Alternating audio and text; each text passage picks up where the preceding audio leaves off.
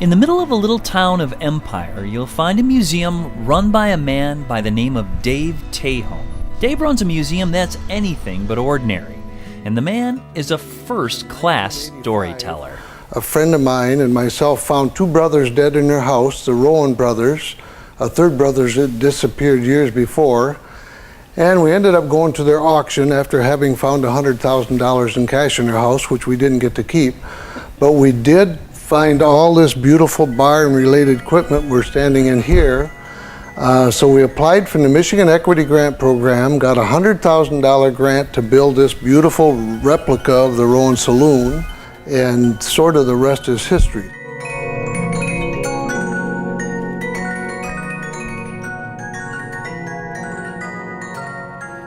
Once you step inside the museum, Dave makes history come alive with his stories.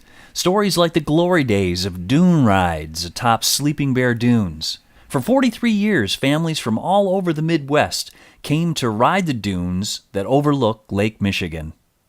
Marion Warnes, youngest daughter of D.H. Day, married Louis Warnes, and Louis started by renting horses over the dunes. Then in 1935, they got into dune cars, which ran till 1978, taking millions of visitors over the Sleeping Bear Dunes.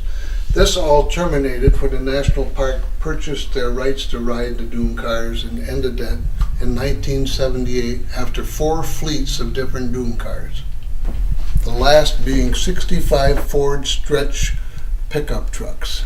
While dune rides were an important part of Empire's recent history, ships of all sizes played an important part in the early 1900s, and fishing helped put money in the pocket and food on the table.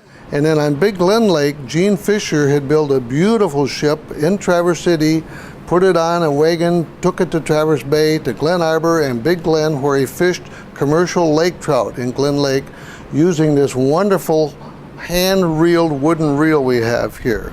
So it was crude fishing, but very effective. When you got a lake trout on, you just cranked up the wooden reel using some of these beautiful baits, mostly in Big Glen Lake for lake trout. Here we have a 1940 vintage fish shanty used primarily on Big Glen Lake for spearing lake trout.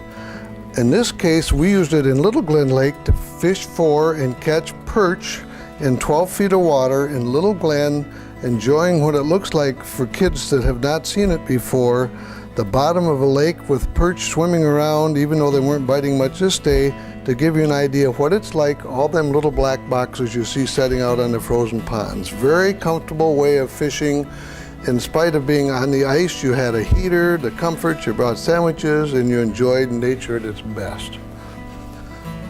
In the 1950s and before, the only way you got to these shanties was by car or truck, and a few of them went through the ice, but in late 50s, they introduced the snowmobile.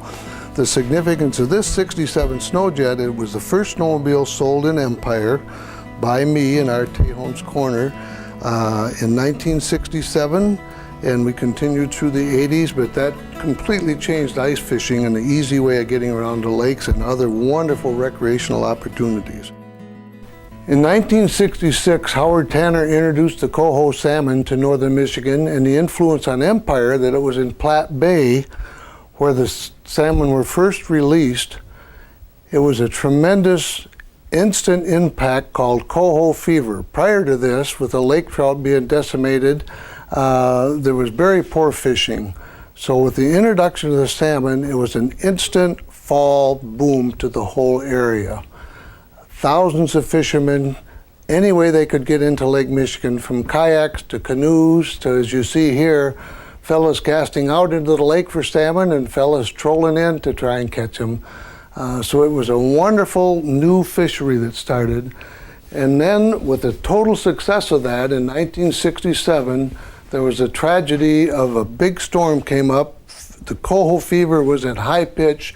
People didn't pay attention to the Coast Guard. Major storm, as you can see, some of the newspapers indicated 34 people unaccounted for. In the end, 2 drowned right off the Empire Beach as we were trying to rescue the hundreds of people coming in. And in the end, 7 people overall drowned. So the wonderful fever, the coho atmosphere, was stymied for 1 year, but next year it was bigger and better as they introduced coho into the entire Lake Michigan and other areas. Major impact on the village of Empire and its fishing history. Another important part of Empire's history is its roots as a mill town. This model depicts to exact scale the industry that helped rebuild Chicago after the Great Fire. On the lower level, other bits of history survive: a bank, a blacksmith, a dentist chair, and signs of things once very popular, now just a memory. You'll find all these stories and much more at the Empire Museum in Michigan's Out of Doors.